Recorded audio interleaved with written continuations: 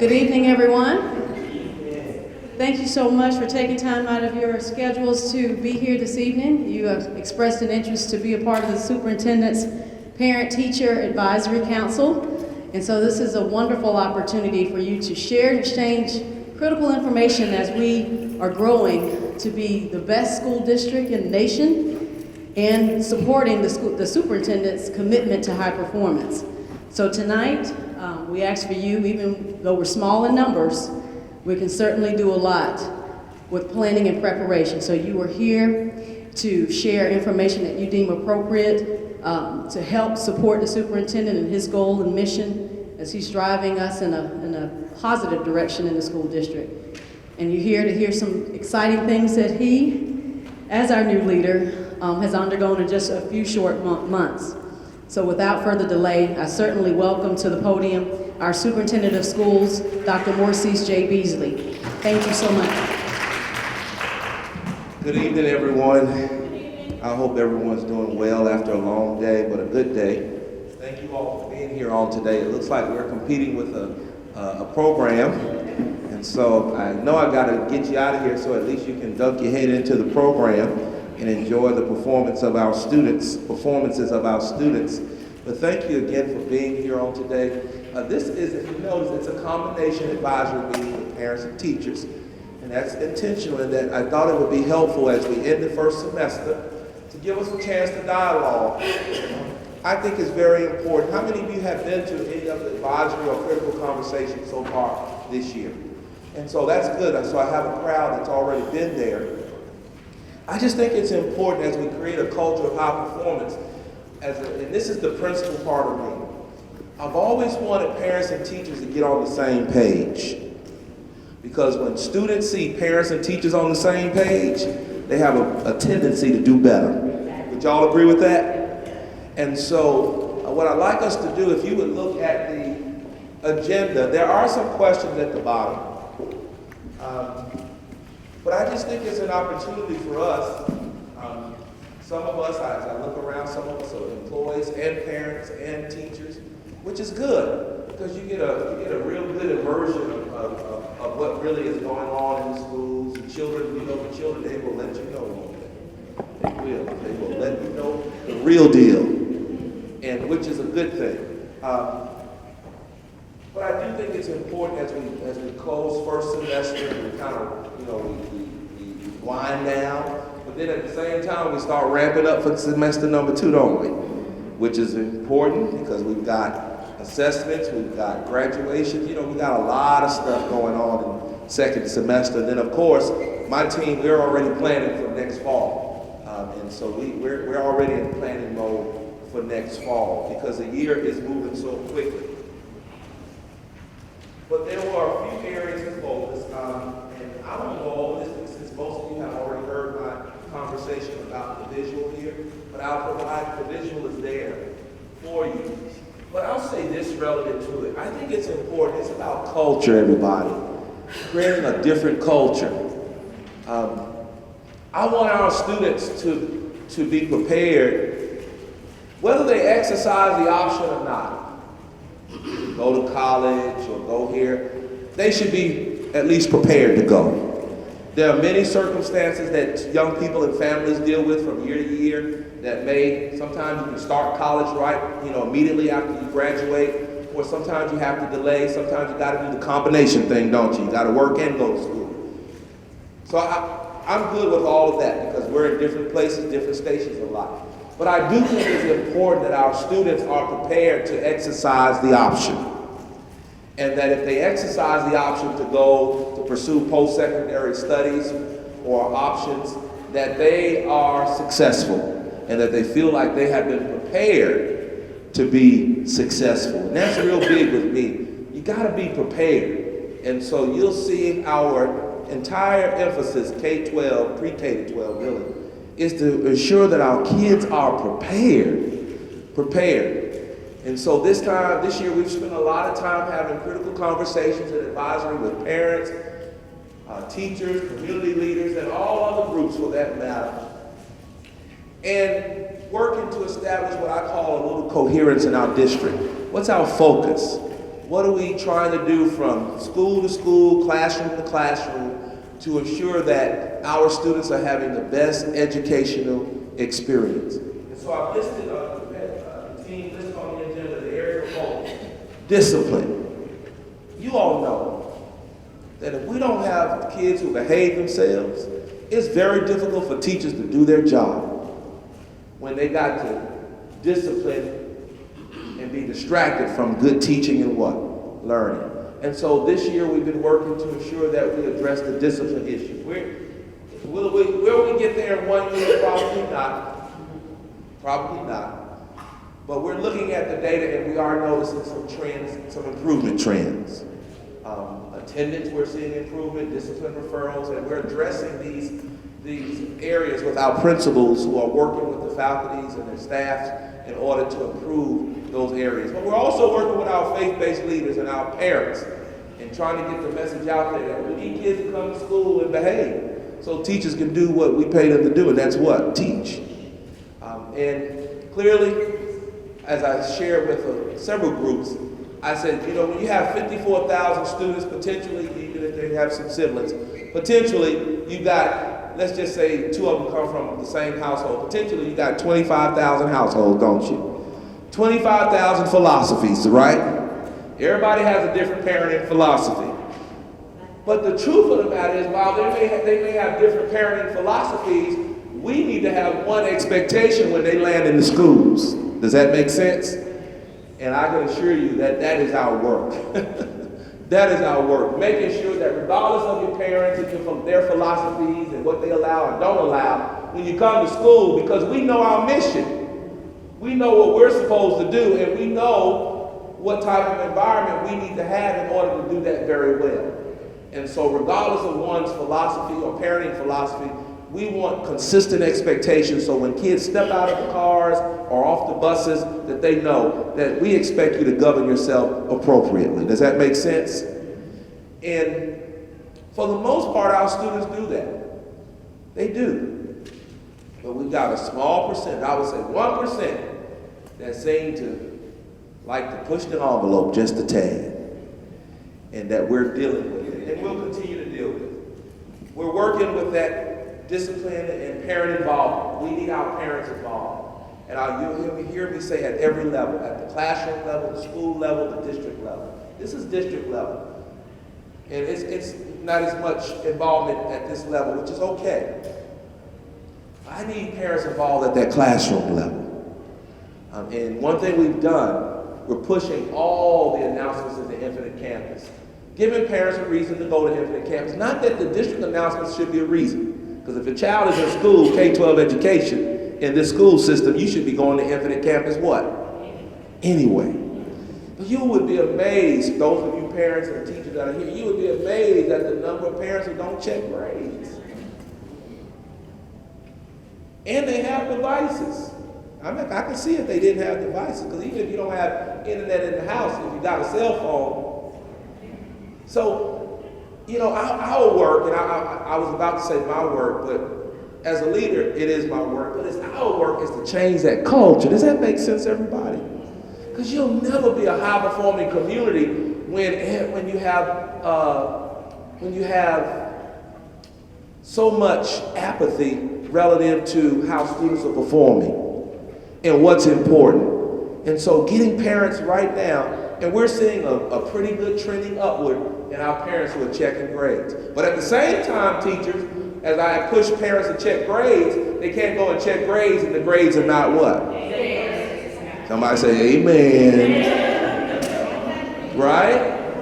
And so I'm dealing, and as a superintendent, I'm balancing all of that. Because I've had parents say, Dr. B, you told me to check grades. I went and the grades weren't there. And so I work with the principals and the teachers, and they work with their teachers to fix that. Because I don't want that to be an excuse. You know, and I've shared with teachers on my video announcement updates periodically. You know, if you give an assignment, within 2 to 3 days of that assignment collected, the grades should be reflected at Infinite Campus. It doesn't take forever now. I've been, and y'all talking to a math teacher. Let me tell y'all how I did it. My students had to do every problem. They had to show their work, and I checked every problem step by step. I would be up late checking papers. But that was okay because I knew I was trained well to be a teacher, and I knew that came with the job. Does that make sense? And so I don't expect anything that I didn't expect of myself. And I was one of those math teachers, not only did I give problems, I gave essays. My students had to do papers, and I'd grade every one of them. So I understand where they're coming from. And you say, oh, I found I had children too. I know that. Not only that, I had a church. I was a principal. I was starting a church, and I was doing all that stuff. That's too much. But I still did it. And so I say that to say this. We're all busy, but it's important, isn't it? And so we gotta all do it. I just remember I was teaching at 4 colleges. I had papers of grade from the colleges, papers of grade from my high school students, but you gotta do it. And so we just want everybody I need parents to be able to check the grades, but I need teachers to be giving them appropriate assignments, and when the grades are, papers are collected, papers are graded, get them in Infinite Campus in a timely manner. That's important, especially, and everybody knows, I think all employees know by now. I heard someone say, now y'all know he doesn't like them grades not being in that Infinite Campus. That's true, because I think if a parent is going to help fix a situation, you got to inform them in a timely manner. And I'm just a stickler about that. Don't post all your grades the night before grades are due. And say they failed. Come on, man. There's just something about that said in the universe that tells me that is not right. Does that make sense? You post them in a timely manner throughout the 4, 6-week, 9-week period, then I have a time to help fix some situations. You post them all the night before grades are due, what can I do? First of all, I don't need to be up all night trying to fix stuff that I can't do. That's impossible. But then you took away all the days that we lost. You took away every opportunity that I had to help my child get that information, to inform me first that they didn't know the information, or that maybe they didn't turn a paper in or a homework assignment in, and then to get it corrected. And I really believe that as parents, we want our children to be successful. Sometimes we just need the information. We need to know. And teachers, for the most part, our teachers are posting grades. We got a few out there we got to keep working on, but they're getting better. So, discipline, parent involvement, posting grades, and utilizing Infinite Campus. And then safety and security came up, so we instituted the tip line. If you see something, say something. Everybody, parents, teachers, y'all have the app on your phones. Encourage the students that all you have to do is, it tells you on the flyer how to download the app. Encourage the students to use the app. We're dealing with this bullying. I was listening to the gospel station this morning. They were talking about the young girl who killed herself because of the bullying situation. And my heart just went out. And the bottom line is this: we can't allow a culture of bullying in our schools. Period. We have to act on that information. When students are in situations and they're being bullied, we need to know. We do need the students to be able to let us know. And so the tip line is one way of letting us know. If they don't feel comfortable going and telling the teacher face-to-face or an administrator face-to-face, they can use the app. They can leave their contact information, or they can do it anonymously. It's their choice. But if they're also having other issues, some difficult relationships, interaction with the teacher, they can let us know. It goes straight to someone, the SRO, who works with the Safety and Security Department, and they'll work with the principals to address those issues. Just taking away all the reasons and excuses that people provide for not addressing situations. Creating a culture where our students know that we expect them to behave, we expect them to respect each other, but if you choose not to, we're going to do something about it. We're going to do something about it. Instruction. Just making sure our teachers are working diligently to implement high-impact practices in all of our content areas, across all subject areas. They're engaged in professional learning, and we're trying to, as I often say, the rigor of the curriculum is here, the rigor of the state test is here, It's that instruction piece that we gotta keep working on. And some classrooms, the teachers are up here with instructional rigor, and some classrooms, truth be told, they real like they in the negative zone. And we gotta eliminate that. I want to know that in every classroom, regardless of who the teacher is, that every kid is getting a rigorous instructional experience. Will that happen overnight? No, it will not. I've never seen it happen overnight. But I believe by sharing consistently across the district clear expectations about high impact practices, by conveying and supporting the expectation of professional development, principals and teachers working together to ensure that the classrooms are monitored and supported, I believe that we will get there. One area relative to instruction, I just need us to improve it as a community. Our kids are not doing enough homework.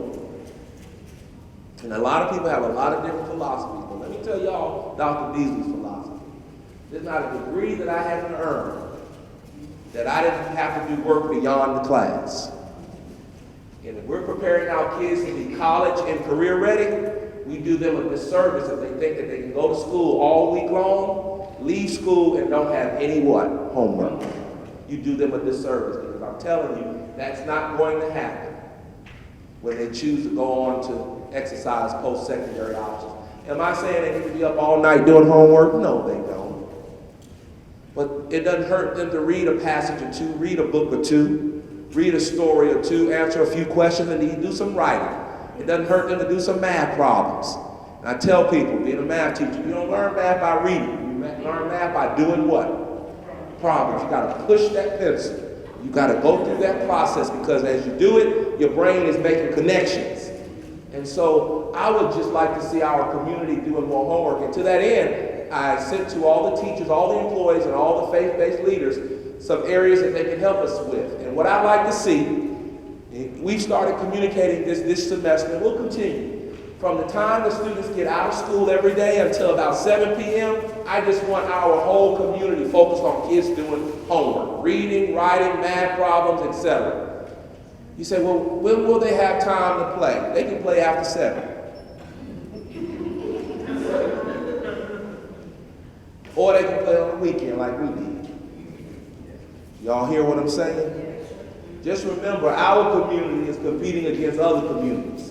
And things that we're struggling with to get our kids to do, other communities not struggling to get their kids to do. But then we wonder why certain communities' median incomes are lower than other communities. I want to always keep it real with people, because I keep it real with my children. I tell my children this: whatever money mama and daddy make, that's our money. That's my income level. That's my income level. You are going to live at your income level. I tell my children all the time, y'all not gonna live? No, it's not gonna even happen that way. I'm not gonna do all that I'm doing and you live off of my income at my level. No, you don't deserve that. You hadn't even put the work in to do that. And so I think it's important that our children understand that input impacts output, doesn't it? Input impacts output. If you want to make it in our society, and you got to know how our system works. If you want to make it, the system is very clear. The higher the level of education in certain areas, the more money you what? You make. That's clear. That's like if you know the rules of basketball. If you know the rules of the game, if you want to win, you need to what? Follow the what? Follow the rules. And so I tell young people, if you want to achieve certain levels of income with your skill sets, then you gotta follow the rules. And I just would like our community to create that culture where our young people understand how important education is. And it's not all about money, don't get me wrong. Education allows us to think critically. It impacts even the way you interact with your loved ones. Education has many values for a community and for a family. But the truth of the matter is, it's a passport to navigate this society we live in. And we want our children to navigate that society in an effective way that benefits them, their families, for many generations. Does that make sense? And so we're all in different places. Some people value education, some people don't. But I'm a believer. I believe one of my purposes on earth is to help people value education. Period. And so I'm very pro-education. Pro-education. You don't have to go to a 4-year degree. I told my own children, Laverne was real clear with them. You don't have to go to a 4-year degree if you choose not, but you're going somewhere. You are going to get some type of training because you got to take care of yourself. And as adults, we got to have that message. And then as a school system, we cooperate and collaborate with parents to prepare our kids to do just that. So instruction is very important. So if there's a request that I have of our community is from the time kids get out of school till about 7 p.m., let's stop all this superfluous activity and let's get kids around the table reading, writing, math, doing math problems, doing some work. Does that make sense, everybody? And I don't mind asking our community to do that because I've been around. And I can assure you there's some communities where the kids after school, they ain't playing. And I want our kids to understand nobody's better than you. It's all in your effort. And the opportunities that you take full advantage of. The next one is online interventions. Now you all know, you've seen the data, if you've been to any of the meetings, we've discussed the data. We got a lot of kids who are not on grade level, but they're right at the cusp. They're right there in that group we call development, right? But they're not too low that they're in EIP or REP, Early Intervention Program or Remedial Education Program. EIP is at the K-5 level, REP is at the 6-12 level. So they're not too low that they're in EIP and REP, but they're not at the two highest ends of proficiency and distinguished levels. They're right there at development. And so part of our strategy is to fix that. What we're doing, we've identified who these kids are, reading and math, and we're even going down to the 2nd grade level. We have identified, gotten board approval, and purchased the tool, and we'll be rolling that tool out in January. The schools will get a list of all the students in their school who meet the criteria to work on those deficits that they have in reading and in math, or both. We want principals to work with parents and students and teachers to ensure that the students are using this tool beyond the core instruction. They should go to class like everyone else, but we want them to build into their day additional time to practice or to address their reading deficits and their math deficits. Whether it be before school, after school, during the school day, Saturday school, etc. We believe that as we see more students address and eliminate their deficits in reading and math, we will see a fundamental shifting of our data. Our students will be more likely to perform at the proficient and distinguished level. So that large group of kids that are in the developing category, we expect to see that number decrease over time, and the percent and numbers of kids in the proficient, on grade level category and higher, we expect to see that number mushroom and increase over time. I've shared this with principals and others. The only thing that will dampen our outcomes or retard our outcomes will be our own efficacy. Once we know who the students are, then we should do our due diligence to ensure that they are connected to the tool and that they're using the tool. Because the tool that we purchase is such that it allows them, let's say today is my first day on the tool, it's going to assess me. And so I take this initial assessment, it's going to begin my instruction at the level that I am. It's going to provide online instruction, and it's adaptable. As I go through online instruction, I answer certain questions and certain problems, it's going to adjust my instruction, and eventually it's going to take me up to the grade level that I need to be on. Which means that I would have eliminated the prior grade level what? Deficits. And so that effort, along with what teachers are doing in every classroom, converges or merges in a way that when our students take the test, the state test, the Georgia milestones in April and May, they are more likely to perform at the proficient level. And with us starting with the 2nd graders, my goal is long-term strategy is by the time kids finish third grade, they're reading on third grade level. So all we got to do is maintain and accelerate them thereafter. Does that make sense? That is going to happen. And again, the only thing that would retard or dampen our outcomes would be our efficacy. And so the principals and others are working diligently as the Department of Curriculum Instruction and Assessment. We're doing everything that we can to ensure they know who the students are, that they get training, the teachers and all get training on the tools so they can, and even models on how to implement at the campus level, so they can implement and ensure that those students are getting the weekly, daily time that they need in order to eliminate those deficits in reading and in math, so they can be ready when they take the state assessment. You say, well, ultimately, where are we going? Ultimately, what I'd like to see is a district where we don't have large numbers of kids with deficits in reading and math, which basically positions us to be a high-performing school system. And I can assure you, if we're a high-performing school system, as I was meeting in one meeting, and a realtor made a point to tell me that they've seen an uptick in housing sales in our county this year.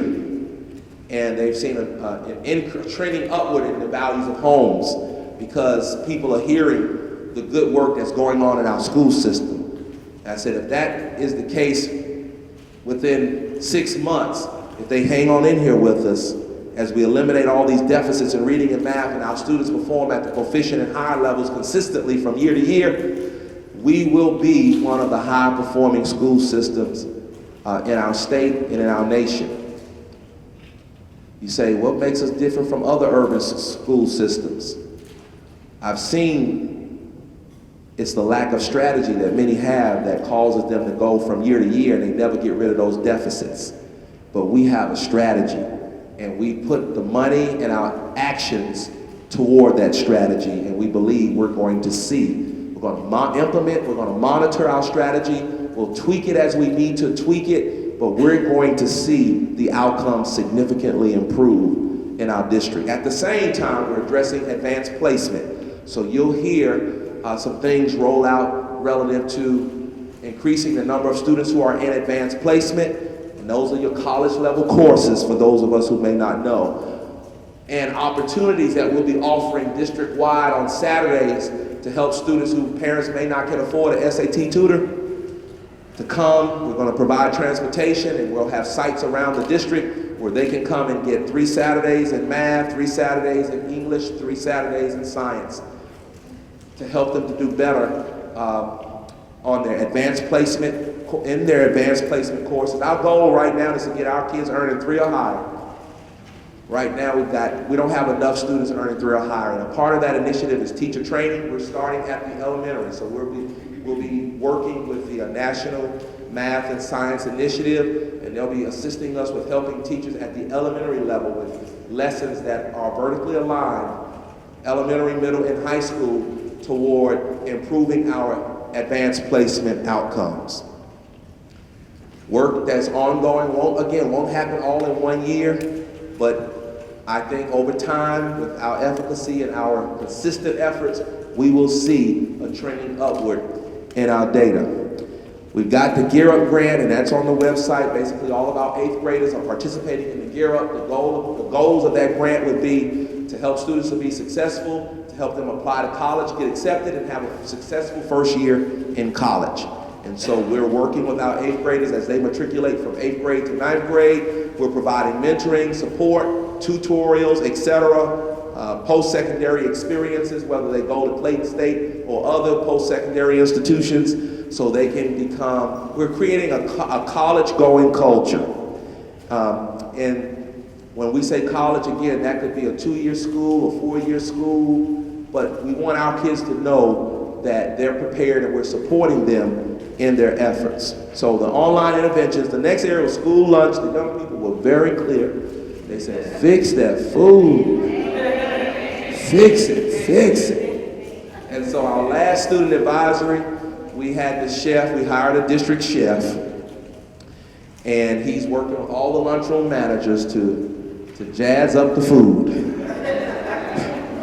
If it can be jazzed up. And create some new menu items. And so the initiative, the students came the other day, the last advisory, and we had all these new items, and they were able to test the items and give us feedback whether they liked it or not. And so some of the items they liked, some of us, they say you need to take that straight to the dumpster. That's okay. That's why we did the activity. And so, and the students, I had one say that they believe the chef came to their school because the food was tasting a lot better. So we believe, and we'll continue to monitor that. We just want our students to, you know, how many of you know, I know we're about reading and math and science and all that, but how many of you know that the lunchroom experience is a very important experience? Isn't it? Just for kids to sit there and socialize and talk over food, that's a part of the human experience, isn't it? And so I think it's important that we ensure that to the extent that we can, that they enjoy the meal, the food, that is healthy, and that it lends itself to them having a positive social experience in school that I think will be reflected in their lives. So I'll pause there. These are the things that we've been working on based upon the feedback that we've gathered from parents, teachers, students, etc. And again, we're monitoring the data, we're seeing improvements, but we've still got some work to do, but I believe we're going in the right direction based upon the feedback, the trending upward of the data. We're pleased to share, parents, that last year when we implemented our instructional areas of focus, we began to work with the principals, we embedded within their evaluation processes some expectations that all schools should be improving. We were preparing for potentially 21 schools to be on the governor's list of failing schools. We only have one. Only one. Only one. And I was very proud of that one school because their score improved almost 15 points. And out of the governor's 4-page list of schools, they had the highest score on the list. Across the state on the list, the highest score. And so we're very pleased, and we know we're going in the right direction. The grad rate, of course, has increased. It didn't increase as much as I wanted it to. I was hoping to get over that 70 hump from last year to this year. We made it up to 69.6. High schools, we had most of them improved, but a few took a few dives. We delved into the data a little bit, and we noticed that schools that had significant Hispanic populations took a dip. Has a lot to do with the immigration issue. And so that when people we elect make decisions to do what they do, it impacts us. And so kids who are not showing up because parents are afraid to send them to school, or that impacted our graduation rate at the high schools. And some high schools that had the high Hispanic populations. So we're working to mitigate that issue.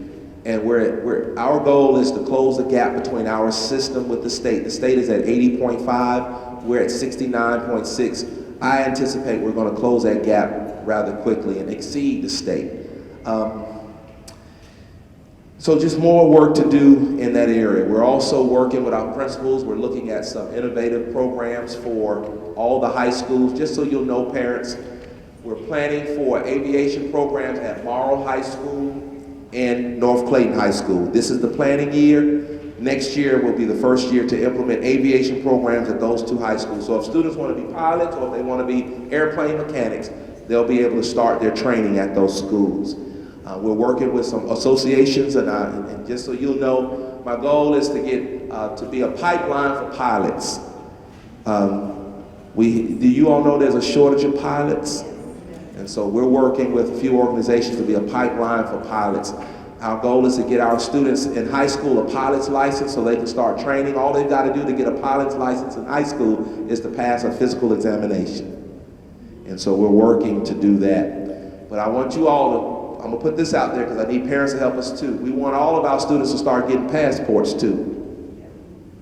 You don't host the world's busiest airport and our kids not have what? Passports. And so I would like to see, as they go through our aviation programs, and even those who are in other programs, because there are many businesses and opportunities well beyond our borders. We want our students to get in the mindset of having their passports. We're implementing the Political Leadership Academy at Jonesboro High School. which is basically a program to help kids understand politics at the local, state, federal level, international level. We want to connect them to elected officials, individuals, political scientists, etc., and international and national organizations, political organizations. So this is a planning year for that, and Jonesboro is very, very excited about implementing that academy next year. This year we've implemented the film and theater program at Mundy's Mill High School, so we're now connected to the movie industry right here in our school system. We've got some what do you call the star power connected to what's happening at Mundy's Mill. We're implementing the firefighter EMT pathways at Drew High School and at Mundy's Mill High School. We've got kids right now training to be firefighters. They will be able to graduate from high school and walk into a 40,000 plus year job as a firefighter. First year to do that this year. We're considering some other programs. I'm looking at possibly something at Mount Zion High School to be determined, something at North Clayton High School to be determined. The board has approved for us to bring back the IB program, and we're going to institute the Cambridge program, which is similar to the IB program, but the Cambridge students can test in the 10th grade. So we're going to do the IB program at Jonesboro High School and Lee Street Elementary. We're going to do an IB elementary program. IB elementary, middle, and high school, vertical articulation. You can't expect them to do well in IB high school if you didn't prepare them at the elementary and middle school level. We're going to do Cambridge at Elite Scholars, and I can't think of the other place. I think it's maybe just Elite Scholars and Lee Street. I can't remember. But so more options there. You should know, another option we're discussing, and I'm planning to roll out a plan, is we're going to have world language at the elementary level. Middle schools, all middle schools will have world languages, and we'll have articulated pathways. We call them zones, where a kid can start out at one elementary school and achieve the highest level of proficiency for that language in that zone, in that cluster zone, I think is what the word we're using. Latin, French, Spanish, German. I'm looking at Arabic at Jonesboro High School in the Political Leadership Academy, because if you're going into politics, there's a shortage of those who serve in the translators, and the language that they need the most is Arabic. And so we're looking at offering Arabic at the Jonesboro Political Leadership Academy as we prepare students to be ambassadors and foreign service personnel, etc. We want them to think very out of the box, jobs that sometimes our kids can do that people just don't expose them to. I see your hand, I'm coming to you. And so we're working to expand our world languages. You should know I'm looking at 4 dual language programs, 4 additional dual language programs. One is French, Spanish, and I want to say Chinese. And so next year we'll implement 2, the year after that we'll bring on another one, and the year after that we'll bring on another one. And so we'll have some dual language programs, and they'll start in pre-K kindergarten, and every year we'll expand, we'll take it up to a different grade level until over a period of years they'll matriculate from pre-K to 5th grade, and then from 5th grade to middle school, then from middle school to high school. Just making sure we have some options. I'll throw this out there. I'm looking right now at the Finnish model. Finland has some of the highest performing schools in the world, and so we've contacted the government of Finland. And so we may establish a partnership with them, and we're looking at either North Clayton High School being considering implementing the Finland model at North Clayton High School, where basically students in their learning is surrounded, instead of the students taking courses like algebra and algebra 2 In that sequence, we identify problems and phenomena that they will study over the 4 years that they're in college, in high school, and all of their learning is around the phenomena and problems, whether it be climate change or aviation or the impact of aviation fuel on the environment, things of that nature. So we're looking at, we're not trying to build Rome all over again. If it's working for Finland, we're going to go over there. We're going to see how they do it, and we're going to modify it for our context, for our situation. So those are just some things that we're working again. We're planning, we're studying, but we're working with the principals. Our goal and expectation of every school is that they are innovative and that they provide our parents choice. Choice. I want students to have choice, and I think choice is a good thing. And if you want to draw good students, then you need to make sure you have some innovative programs, instructional programs at your schools. And so from the north end to the south end, from the south end to the north end, you should have nothing but choices for our students. You say, why is it important to be competitive? We're in the Atlanta metro market. We're competing not only with Henry, and we're competing with all of metro Atlanta. And so my philosophy is this: if our students got to compete, they ought to win. And so we're going to win. We're going to win. We're very pleased that the mock trial team at Jonesboro competed in an international competition. They ranked third in the world. Third in the world. So be patient with us. We're committed, but we're working to just ensure that our students have options and that they're prepared at very high levels. So I'll pause here to see if we have any questions or feedback, and remind everyone we have both parents and teachers here today. And if you'll raise your hand, I'll come to you. Just a reminder for those of you who have attended these meetings before, you know that they are being recorded, so please pause before making your statement until I'm able to reach you with the microphone. Good evening. Just wanted to get an elaboration of IB and Cambridge program. Okay. So get the word out there. And we've had some requests to consider some IB in Cambridge and some other locations. So we're trying to make some critical decisions. We don't want to spread ourselves too thin, but we want every school to have some type of innovative instructional program. The difference, they really are the same. They're internationally focused. They're problem-based. Students basically, their learning is grounded in problem solving and phenomena, climate change or issues, things of that nature.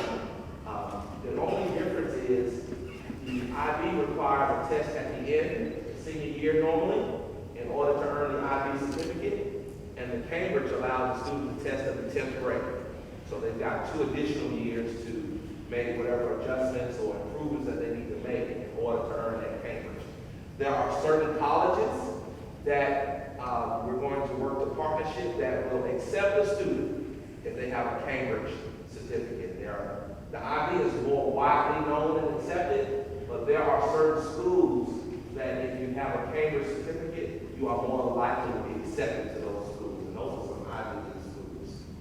Cambridge University being one of them. And so our goal is, I think, twofold, is to make sure our kids are critical. They think critically, but I'd like them to be better positioned when they apply to certain schools to basically bump their application up to the pile that's more likely to be accepted than the pile that's more likely to be rejected. Okay.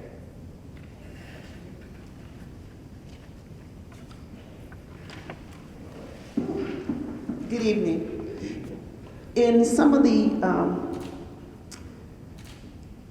courses that you're coming up with, would it be possible to also have a course that would prepare our students to be engineers, to build bridges, roads, and transportation systems? As a matter of fact, we currently have those programs throughout our school, Ms. Cox.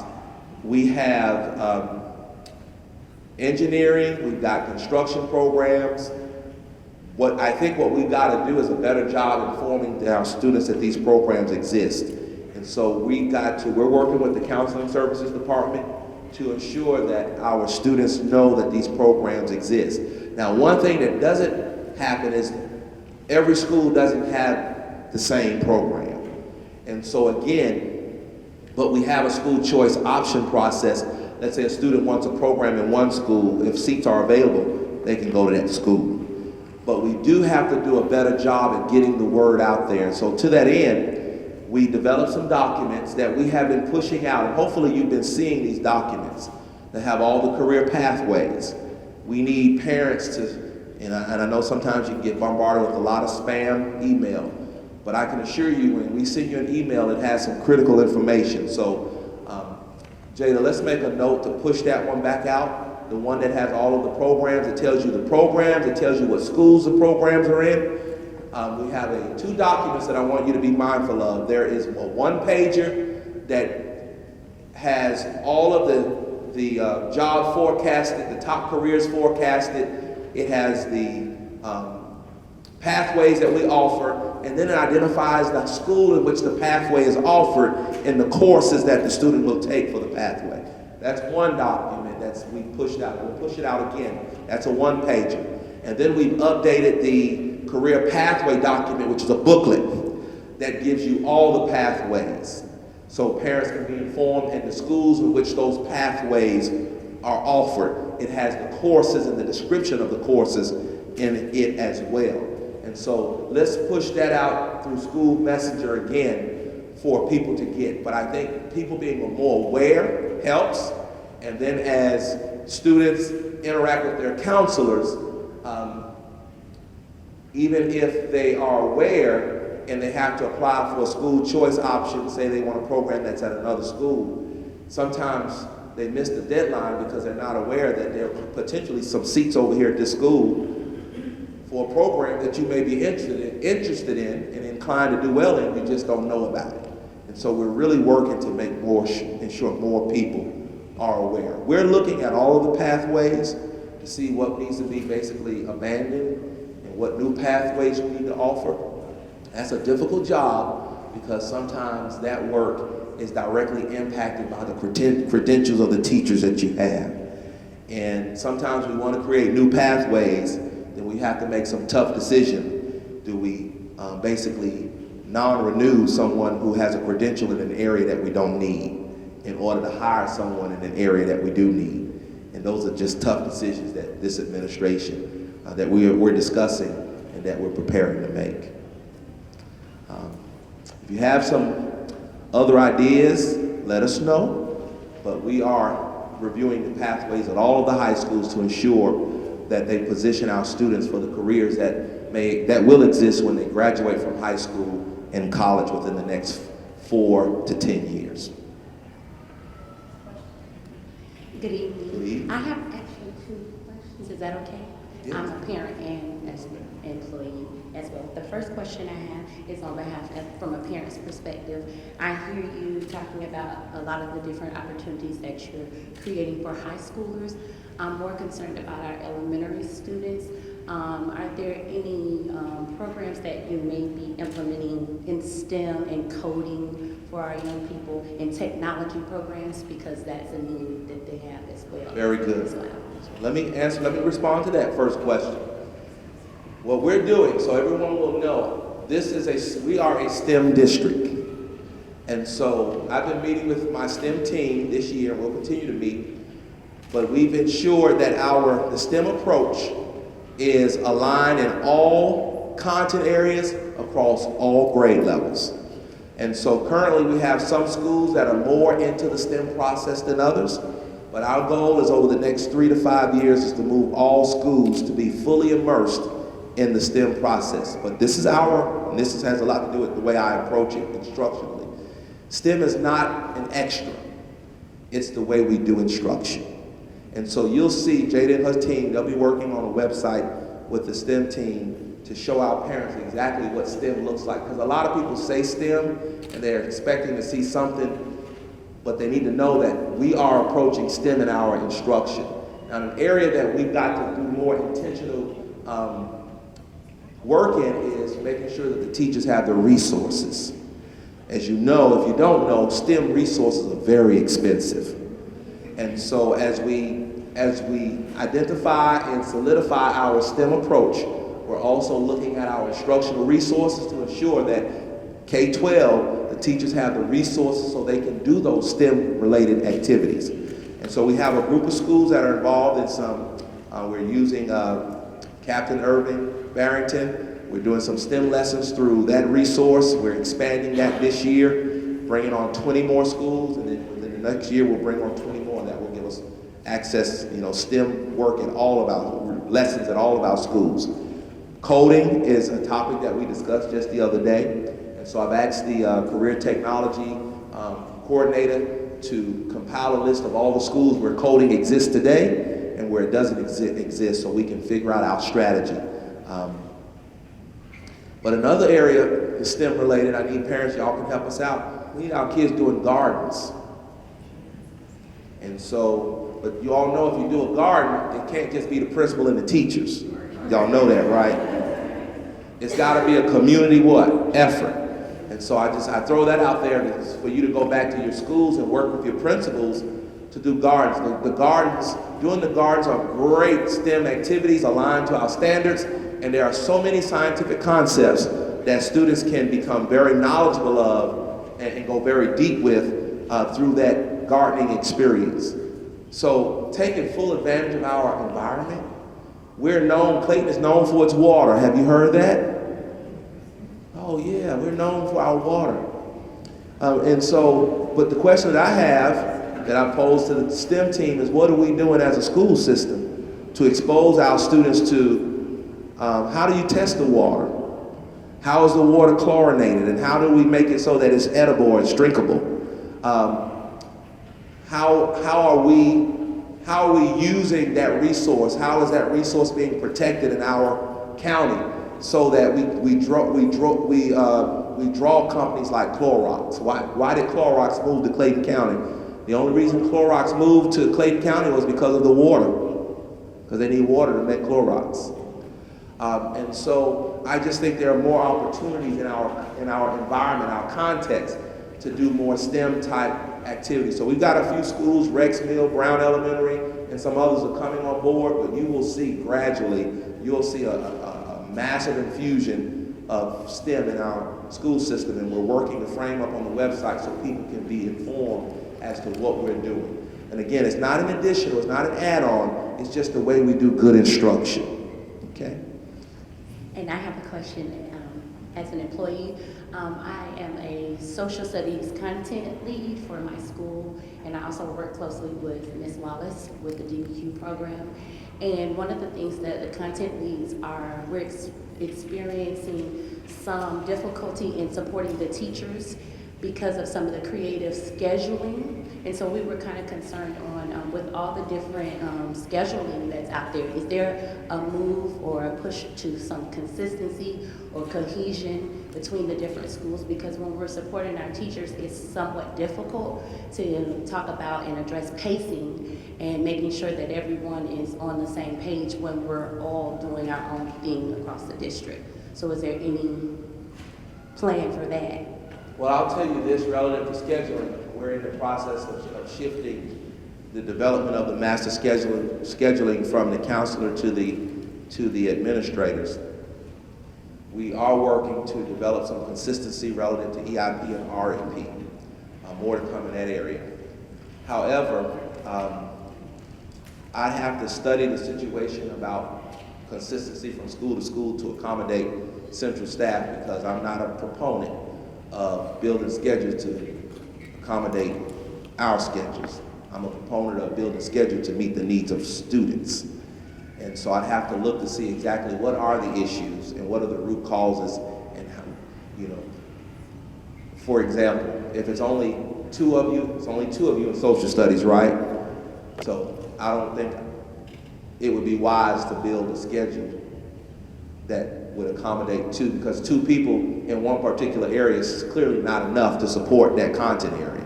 No, I don't think that was what I think I misrepresented myself. I'm saying maybe from the perspective of the support of the teachers goals, when you're putting, say for instance, when we're putting out the content, and you have teachers that are in one place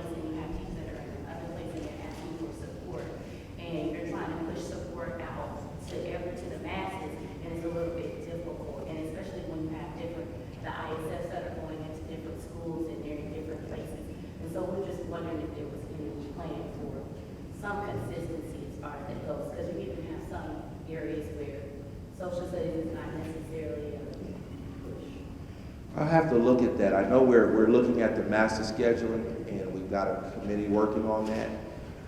I think I hear you relative to, is everybody offering ELA at the same time or science at the same time or in various ways? So if you got one set of schools taking social studies at one time, you can support them and you can leave them and maybe go to another set of schools, support them. We'd have to look at that. Can I give you just an example? So for example, one school may have a 2-day on, 3-day off schedule. And so as a result, they're not able to keep up with the pacing of social studies because they're not teaching social studies every day. Or that's one issue. Or maybe on the other side, as an instructional support, you're not able to support teachers because their schedule is so flexible. You know, some days they're teaching social studies, some days they're not. So it's hard to keep up with when they're teaching social studies, when they're not teaching social studies, and what schools are doing what and when. Yeah, I think philosophically I'd have to really look at that because I do believe that schools should have some type of latitude. But if they're going to do it that way, they need to think it through. And whether you're on, off a day, that doesn't mean that you can make a decision to exclude the content from being taught.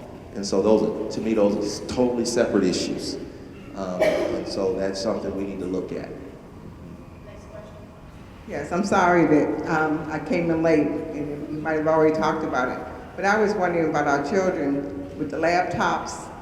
Are they ever going to be available to our students in this area? So you're referring to a one-to-one initiative. And so we're currently looking at studying what it takes to do a one-to-one initiative, possibly with our next SPLOST. We know that purchasing devices can be rather pricey. But in addition to purchasing devices, you got to replace them when the students lose them and when they're broken. And so we're looking at possibly a phase-in, where we start at one particular grade level, and every year we may go up to a different grade level. But right now we don't have any funding because it wasn't built into the current SPLOS. So we're looking at possibly doing something like that in our next SPLOS. Or we may decide, looking at our local funds, that you can't do everything. We may decide, let's reallocate money to do, if we see that we'd rather do this versus that. It's like we have to do at our homes. If you want to take a vacation one year, you may have to do without something else. And so we're looking at various ways of funding to see how we can do a one-to-one initiative. But we have some grant writers and they're working right now.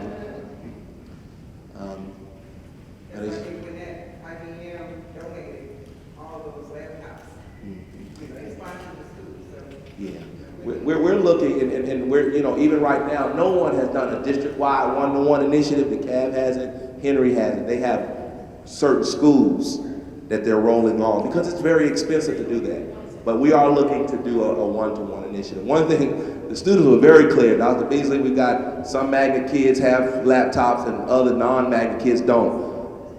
That is a problem, and I agree with them. And so we're trying to remove that equity issue from the conversation. So, and I think as a community, we have to fundamentally decide, because funds are limited, what do we want to spend our money on? Can't do it all. What do we really want to do? And so those are the conversations we're having right now. So I anticipate we'll have a one-to-one initiative. Hadn't framed out exactly how it would look right now, what grade level we would start with. But I know it would be a phase-in approach where we will start somewhere. We may start like in grades 3, 6, and 9, and then bring on 3 grades every year, something like that. I'm Anjanette Planter, and I work here in the Clayton County school system as a teacher. I'm glad you touched on programs because Clayton County Public Schools has so many programs. I know when my children started here, all my kids graduated from here. Except for one, she's with me at the school I work at, and at North Clayton North Clayton Middle School, they had a program for, one side was the girls and one side was the boys, and they all got laptops, and it was a wonderful program. But over the years, I saw that program just kind of go away. So my question is, with all these wonderful, excellent programs, you did mention funding. How are these funds going to be available? I know at the school I work at, you mentioned some of the programs they were getting, but some of the questions that we as teachers have are scheduling. There's only so many teachers who can teach in the program, but you have all these students who want to take it. So my question is, how are those programs monitored? How are they going to progress, and how are they going to stay? Because I would like to see that program that my son was in probably about 4 years ago at North Clayton Middle, but I don't think they have it anymore. And I know it probably depends on the principal who's there and who's in, you know, superintendent and all that, and approval of these maintenance issues and problems.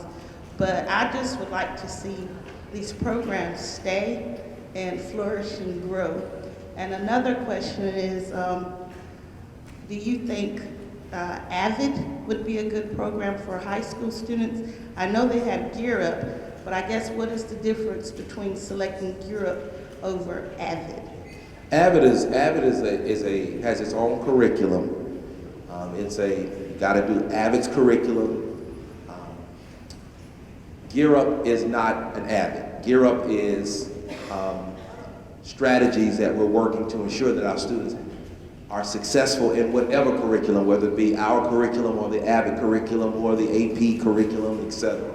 Gear Up is geared toward all students in 8th grade getting the support that they need to perform on grade level and higher, and to successfully navigate high school in order to land themselves in college the first year and be successful in college the first year. You know, I'm familiar with AVID. You know, it has its pros and cons.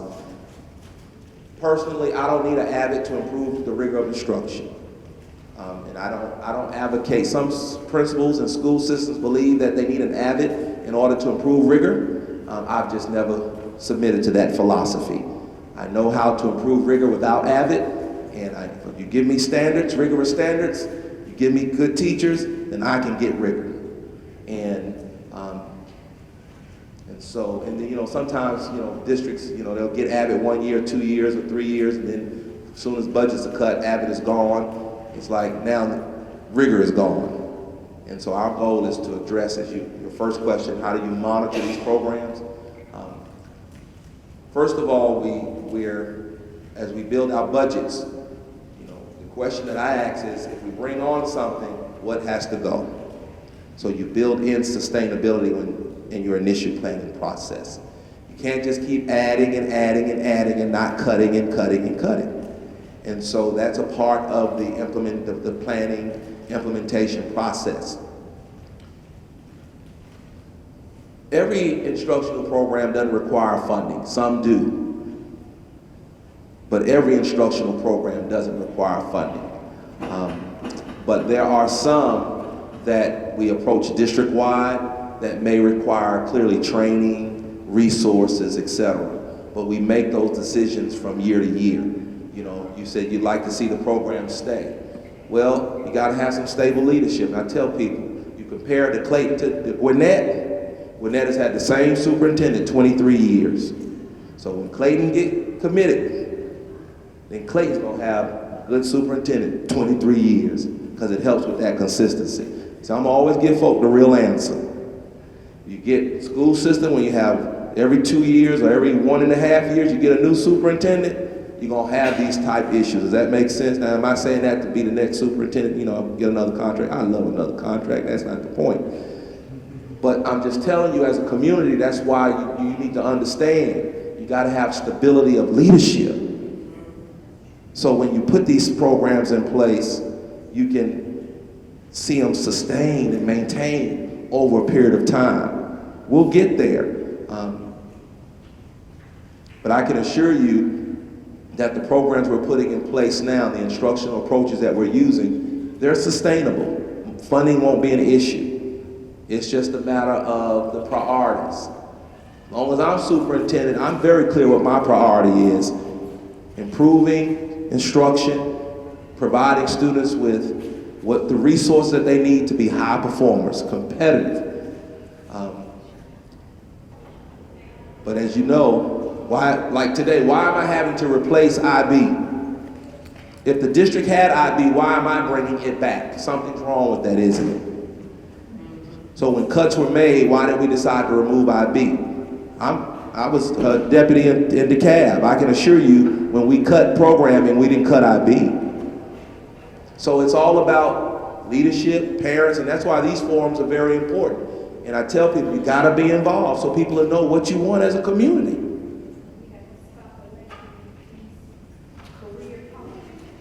I'm not getting in that.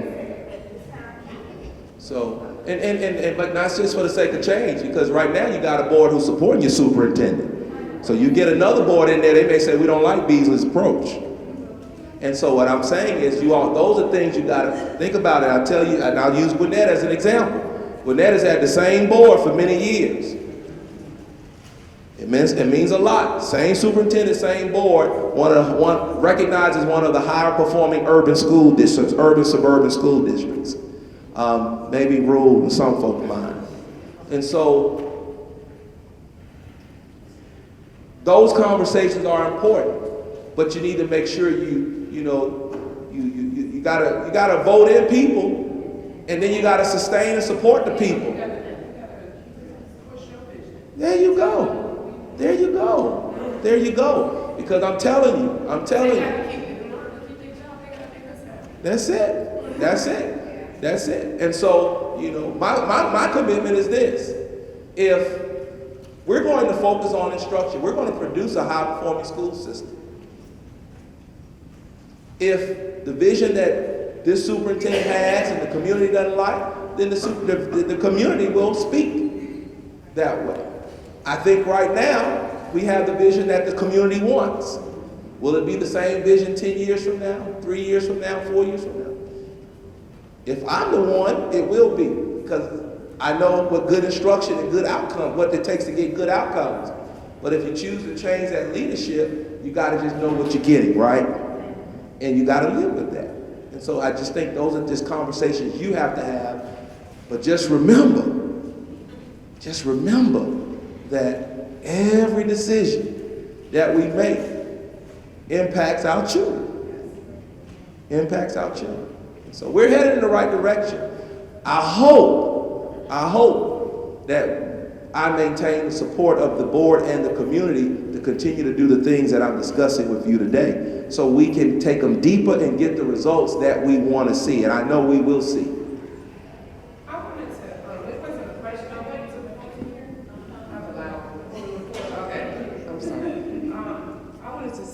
I think part of the positive things that I've seen, Dr. Beasley, is that you're not talking at us. You're asking us to come in. I think in the past, we had many people telling us what we wanted and never considering that we had a voice. I'm a teacher. I've been here for 10 years. I've been here through the accreditation issues that we've had, and I've seen many of the parents here supporting us, we teachers, and the community. However, I've never seen anybody actually ask the parents, is this what you want? And I think that doing that, Dr. Beasley, I think that you will be here a long time, and I think these parents will stay, to be honest with you, because I've never seen this in the past. And I see everybody's really excited. I know I am. And I just want to thank you. Thank you for sharing. And that's important, because these are our kids, and I can tell you this, I wasn't always pleased with my kids' K-12 experience because of what you said right there. They didn't ask me. And so one of my grounding principles is to ask parents, what do you want? And to share what the options are. And then let's come to some type of consensus as a community where we want our schools and our children to go. I just think that's so important. This is America, this is a republic, this is a democracy. I'm not here to be a dictator. But we gotta work together, don't we? In order to get those things done. And I believe that we're laying some foundational things just to do just that. And we're going to see in a very short period of time our outcomes accelerate in the right direction.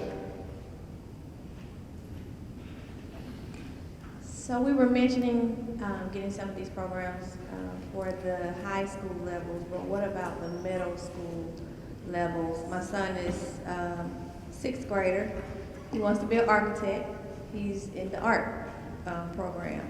Wants to go to Stillwell. However, we're wondering what are the options for those kids at sixth grade, seventh grade levels, where they may have mentors or people that are going to stir them in that direction? Well, that's a good question. I think one of the things we've got to do at the middle school level is the conversations we're having about the innovations. We're having those same conversations with the middle schools. And so you'll see IB middle schools and Cambridge schools, et cetera. Part of my work as superintendent is to get people to start thinking about innovations. And we're just at the beginning stage of that conversation. One area of middle school that is a concern to me is the after-school programs. We don't have any middle school after-school programs. So I've been working with some organizations, and we're working to plan some middle school after-school programs. When we talk about AP training, we're not just talking about high school. I'm talking about middle and elementary teachers. So just more to I think needs to occur. Relative to conversations with our principals, we've started, because I've got a few that are looking at some innovations right now, but more conversations will occur. Especially, one conversation I'm trying to get some people to embrace. Right now we use the middle school concept. I'm trying to get some people to embrace the junior high concept. And so, like junior high, me too. And that gives us a bit more options at the middle school relative to instructional programming. And so but you gotta, it takes a little time getting people out of their traditional status quo thinking, but we're gonna get there. We're gonna get there. So more to come in middle school, but I got that middle school right here on my list. And our goal is to roll out a few after school program next year. That's going to be academically based. Academically based. Hi, good evening. I just wanted to ask, I'm student council president of a middle school, and I was glad she asked that question. We hear the different type of programs that are being offered at the high school. Based on the atmosphere of the school that I work at, the kids, there are many different types of kids. In middle school, we definitely need more programs, more. In other words, what I'm trying to say, it should start at the middle school level. Because right now, there's a lot of kids that are smart kids at the middle school that are math. However, they do not have what's needed. Some of the parents are not, well informed on, trying to get them to that level. In other words, my child, take my child for example, when we get the little postcards in the mail about looking at options of Stillwell or M.D. Roberts, program, I automatically become discouraged because even though he has the grades, if he's in 7th grade, if he plays, if he starts 6th grade, if he plays or whatever, the teacher's opinion, always interfere. And they'll say, well, he has the grades, but he may not fit in the program. So if we change the environment, you never know what a kid can be if the environment is changed. I agree. And we focus on the kids that are doing well, but we never focus on the kids that we can reach to see if we can get them to do well. And I just, had to voice the opinion of that. I love the school that I'm student council. We have an excellent leadership team, so it's nothing against them.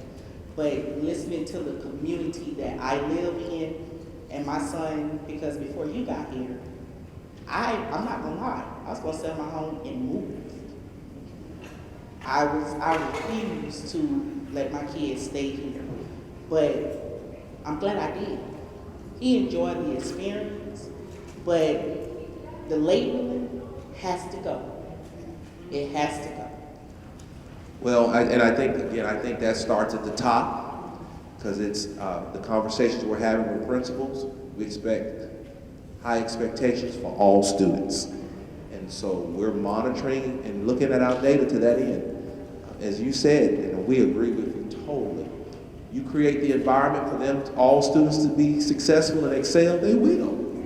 They will. So I think some of that is training. We're working with, we gotta help people with their implicit biases. We gotta help individuals understand that as the adults, we create the culture in a building through our actions, what we say, we do every day. And so, again, while I know we've got a long way to go, we've begun those type conversations. And that occurs as we're also having the conversations about innovative instruction programming. Ensuring, and you should know this as well, we've also identified across the district all of our students who are overage and underachieving. And so I'm having conversations internally about some innovative programming, instructional programming for those students as well. Hadn't landed on where we want to go yet, but we're researching to figure out some good options for those kids, whether it be at the school that they're at, or sometimes just creating another environment for kids to thrive in.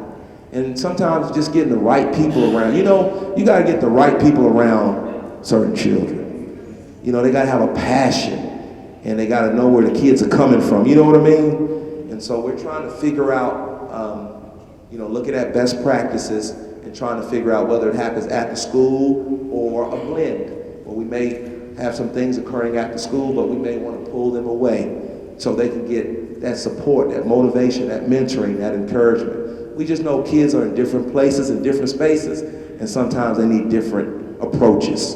And so we're trying to work to identify what that actually looks like. I think they're very large numbers right now. I think our instructional strategy will improve that over time, but it is still a reality that we need to be addressing. We're working right now to address that. Again, I see some, I even had a conversation today about that group of students relative to maybe some blended grade levels where the student, they may be at, let's say they got retained in 3rd grade, they should be in 4th grade, but we can create an environment where if they achieve at a certain level, that they quietly and naturally, seamlessly go to 4th grade, and they don't have to spend the whole year in 3rd grade.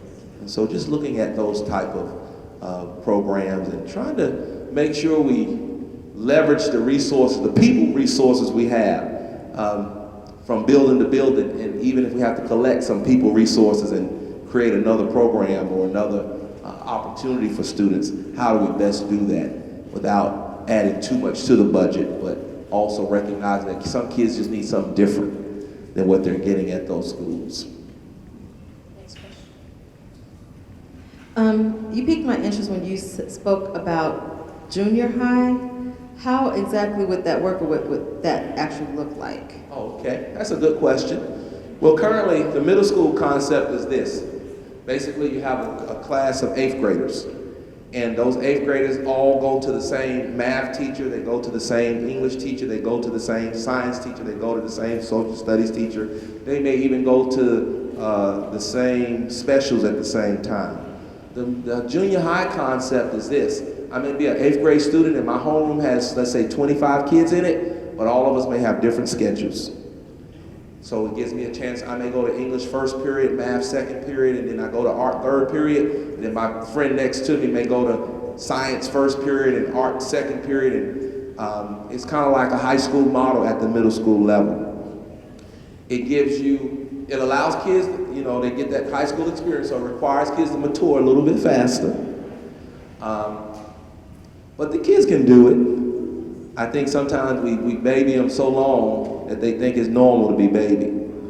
And so it's a balance.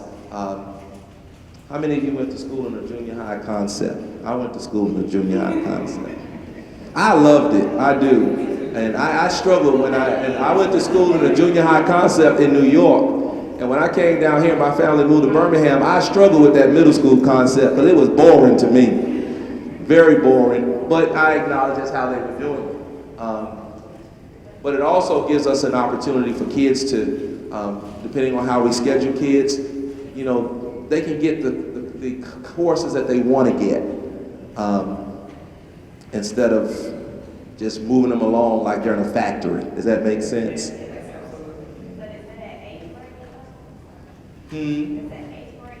No, it's 6 through 8. Yeah, I just use 8th grade as an example.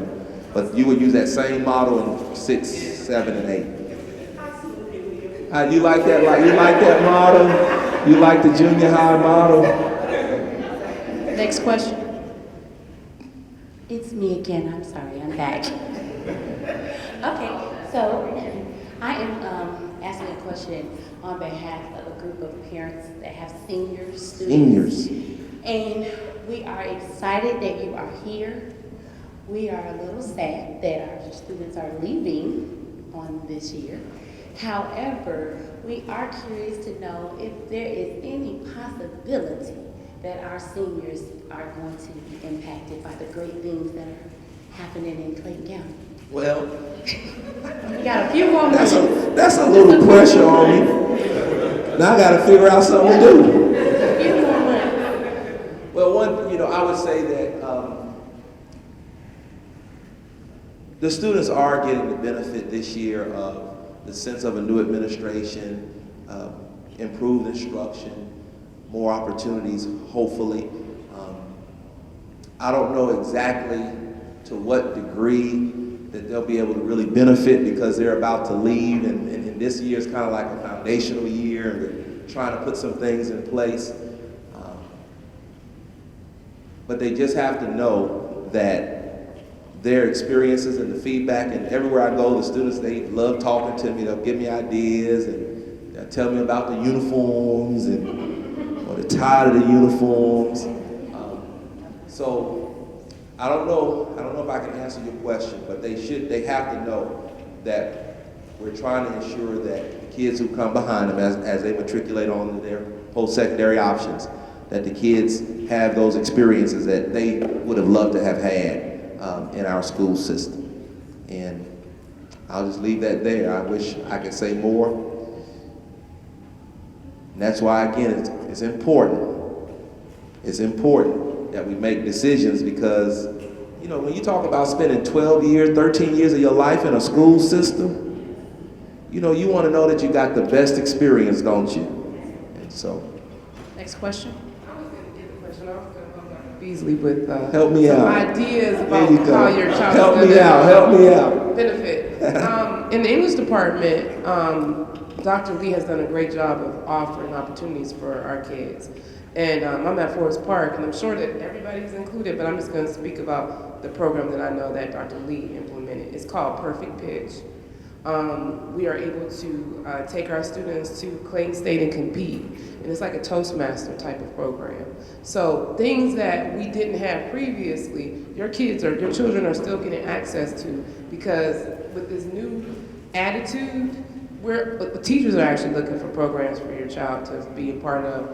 I couldn't have said that Some better. of the counselors are bringing in West Georgia University to come in and talk to your students. I've seen just excitement all around. So what you're not seeing, and maybe Dr. Beasley's not seeing yet, but you'll see at the end, is that these kids are going to have access to so many opportunities because we're so excited. Many of the teachers are looking for programs that they can take their kids like to visit colleges and stuff. So those are some of the things that we do on a home level that may not be getting out to the district level. Just so you know, we're excited and we're looking for things to push Dr. Beasley's vision. Okay? See, I couldn't have said that better, and that's exactly what I believe is happening in every school.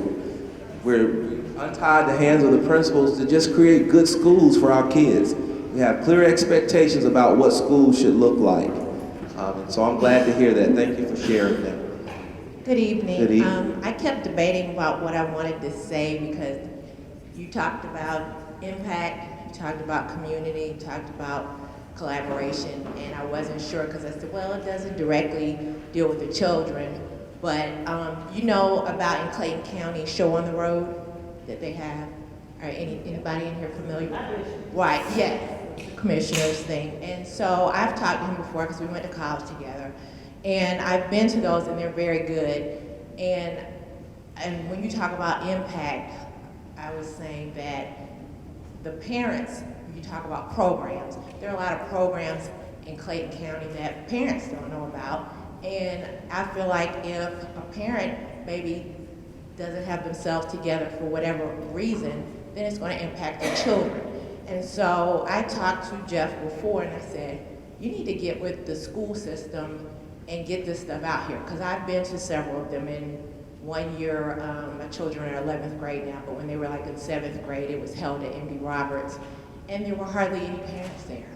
And they had all these wonderful services in Clayton County that people, and I work for the government, and I work for HUD, so they had a booth out there. It wasn't HUD, but they were talking about the different services that they could provide to the community, and there's just so many people that don't know about it. So I said, well, let me just say something anyway, because I said it may help somebody. So I really feel that the school system needs to work with the commissioner's office so that way they can get these programs out here to the parents. That's a good point, and you should know I meet with the commissioners and the mayors, and we'll be I've met with them several times this year. We'll be meeting again, just so we can close those type gaps. In our communication department, all we ask if they can get the information to us. Clearly, what we got to be careful. We don't want parents getting thousands of emails from us, but we look at the information and we make critical decisions about getting information to our parents. But I think you're right. We have to be collaborating and working together, and I think that's what we're doing. And you should see more of that. Where I did November 7th, I was at the commissioners meeting. I did a presentation there, and I'll be doing that periodically throughout the year. They come, they meet with us because we want to make sure all of us are serving the same community. We're in different capacities, but it's one community, and so you should see more coordinated, collaborative, seamless effort and information flow to our constituents. Good evening. My name is Amelia. My daughter, she's a student at Unidos. She's been there since pre-K, but I think it's their second year being in the Clayton County school system.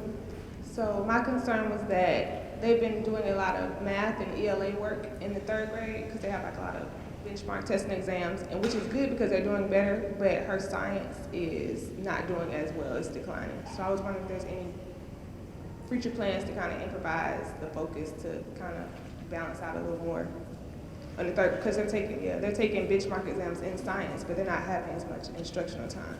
So that would be an area that we need to address with your principal, because there are standards in science, there are standards in social studies in 3rd grade, and they are expected to be taught those standards as well. And so I'll give you a to-do. Have you had a conversation with Dr. Bowie? I just spoke with her teacher and the counselor. Okay, take it to the next level. It's great to start with the teacher, but you may want to at least alert the principal. And Jada, let's make a note to let Dr. Bowie know that that issue has come up so he can address that with the 3rd grade teachers. Because there should be no compromising of teaching those standards in all content area to those students. It can be challenging, of course, because I know they're trying to get those kids up to grade level in ELA and reading, because those are the 2 areas that will count for the state report card. But in 5th grade, the other areas are going to count, science and social studies. And so my messaging has been very consistent. Everybody has to do their part in every grade level, because you don't do what you're supposed to do in 1st, 2nd, 3rd, 4th grade. That makes it very difficult for the 5th grade teacher to get the student up to standard or on grade level. And so that's a conversation we need to have with your principal. And that's why these forums are very important. Very important. Not to beat up on anybody, but just to help make some adjustments. They're good intentions, but long term, guess what's going to happen? Those students are going to do awful in science and social studies when they get to the 5th grade on that state test.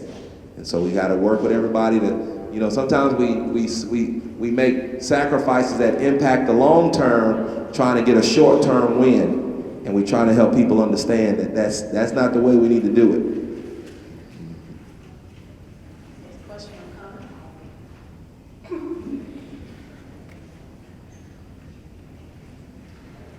You did say that science and social studies does count on GMAS this year.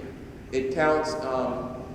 They take it counts in the grades that they take those tests in the 5th grade at the elementary level and the 8th grade at the middle school level. Of course, you have respond to that question to my 5th grader over here who told me an hour and a half ago that science and social studies does not count on the GMAS. Oh, it does. Yes, It you. does. Yes, ma'am. Good strategy. Good to hear from the superintendent, right? Great strategy. It does. It does. But let me tell you this while she's sitting and listening to me. Let me tell you why I tell my students, whenever you take a test, you do your best. You know why? Because those scores go on your record. And one day your record may be copied and sent to a college along with your transcript. And somebody's going to make a decision about whether you should be accepted into their college or not, based upon what they see on your what. And so the question is, will your transcript rise to the top, or will it go to the what? And sometimes our students hurt themselves by not taking those tests serious because, oh, it doesn't count this year. Well, it may not count this year. Not the case here, but it may not count. But it will count because somebody's going to make a decision that impacts your ability to come to their school or to exercise an option that you would like to exercise. So it always matters. And anything you put your name on, you should always do well on it. Anything you put your name on, you should do well. Okay, we have time for a couple more questions. Hi, Dr. Beasley. I noticed you touched a little bit on the state report card, and I was looking at an article in the AJC last Friday in which the Governor's Office of Student Achievement kind of broke down each and every district in Georgia. Dismayed when I looked at Clayton, but I'm optimistic because you are like the Energizer Bunny. I have never been so informed since my child has been in school here. And just like this parent here, I've tussled with whether to sell our home and move to another district or stay and be the best parent that I can be and contribute to the community. So what I would like to know in regards to that grade that was given to Clayton County, what data was used to derive that score? It's basically our proficiency rates, the number of kids who are passing and reading in math. Some other factors, you can go to the GOSA website and see some other factors. But the biggest thing that impacts our score is the number of kids that we have that are not at proficient. And that's the strategy that I described earlier, is to fundamentally shift that. And so we'll get there. We're going to get a much better score. We've got the strategy. And, you know, I mean, it's not just something we're saying, I'm saying. We actually have the strategy. We're implementing it, we're going to monitor it, and we're going to see more of those students who are proficient. That's the difference there. But we're also, as I mentioned about AP, what we're doing with AP, training teachers and some AP initiatives, all of those things matter. But for that GOSA report card, fundamentally, the number of kids who are just not proficient or higher impacts those outcomes. And what we realize, and this is our reality, we have a lot of kids who come into our school system not ready for the grade that they're on. And so our teachers are teaching, but sometimes do they teach them enough in order to be proficient because they were so far behind? And so part of our strategy is to eliminate those gaps. So the teachers who are teaching the grade level content, the student will have an increased likelihood or probability of performing at that proficient level. I wish, you know, and that's, again, this is not a conversation a lot of people like to have, but depending on income levels of households, that has a lot to do with how ready kids come to school. I mean, at least it's a correlation, let me say that. Because you got a lot of low-income families whose kids are doing very well, a lot of high-income families whose kids need to do well, do better. Believe you me, I'm gonna leave that right there where it is. So, but our reality is we just have a lot of kids coming into our school system. And you all, let me tell you also, y'all will know, you all be informed. Atlanta City is changing. Whereas before it was the urban places where low income families live, they can't afford Atlanta. So guess where they're coming now? To Clayton, in places where they can't afford. And so that just, but I'm okay with that, because I got a strategy for them. They may start in a certain place, but they won't end there. And that's our commitment. And so you will see that change. You'll see that change. And we know who our kids are, principals, everybody's working to change that entire dynamic. I can't change what's happening with Atlanta and why people are moving here, and that is what it is. But our commitment is when they come here, we're going to get them up to grade level at a minimum. And then we're going to start, I want to move us from that remediation mindset to the acceleration mindset. I want people to start getting accelerated. Okay. Kind of to piggyback on what you're just talking about. Earlier you spoke about an online tool for intervention, and I'm interested in knowing a little bit more about it. And you said it's going to be rolling out in January. Can teachers preview it so that we can see how we can use it in our class and be ready to do that? Yes, ma'am. As a matter of fact, the Curriculum Instruction Assessment Department has been working to structure and organize the training opportunities that will occur between now and that Friday before students return. And then we have a calendar where the teachers will have so many weeks to get themselves acclimated, get the students acclimated before we actually start using the tool. What is it called? At the K-8 level, it's called iReady. iReady? I've heard of that. You've heard of that? I've heard of it. Yeah.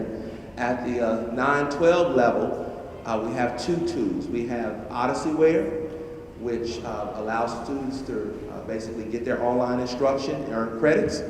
And we have Achieve 3000. And Achieve 3000 is for those kids who are in high school, but their reading levels are so low that they wouldn't do well with Odysseyware, but we needed to build in or at least address a lot of deficits maybe from elementary school. So we're using Achieve 3000, but it allows them to receive online instruction up to performing on grade level as well.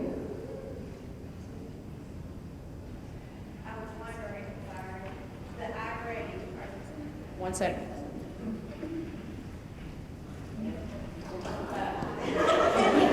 Aren't there schools already doing the iReady for the remediation? There are. Okay, so are the kids allowed to do that at home over the break? If I'm not mistaken, as long as they have certain devices or platforms or access to the internet, they should be able to do that at home. Okay, so I just need to communicate with Right. them. Okay. And to your point, some schools are using it. They were purchasing the tool with their Title I funds. Okay. But we decided to purchase it district-wide, and then if schools needed additional sites, licenses, they could use their Title I funds for additional ones. So that being the last question.